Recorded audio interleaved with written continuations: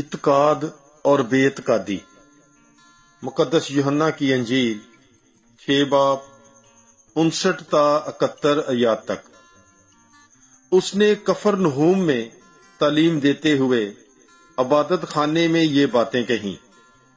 तब उसके शागिर्दों में से बहुत ये सुनकर कहने लगे कि ये कलाम सख्त है, इसे कौन सुन सकता है।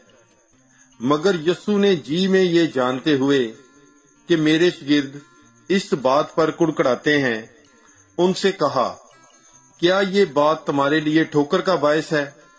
अगर तुम इब्ने इंसान को ऊपर जाते देखोगे जहां वो पहले था, तो फिर जिंदा करने वाली तो रूह है, जसद से कुछ फायदा नहीं।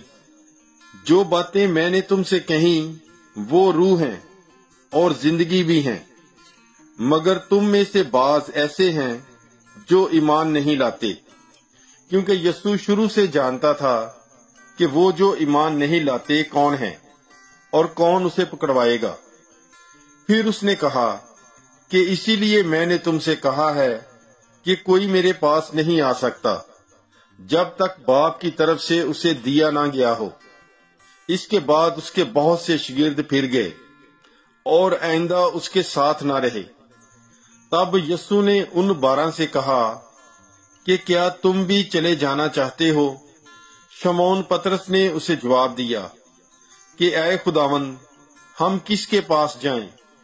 हमेशा की जिंदगी की बातें तो तेरे ही पास हैं, और हम तो ईमान लाए हैं और जान गए हैं कि खुदा का कदूस तू ही है।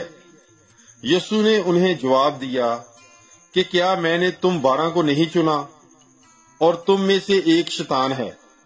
उसने ये शमौन अस्करयूती के बेटे यहूदा की बाबत कहा था, क्योंकि यही जो उन 12 में से था उसे पकड़वाने को था।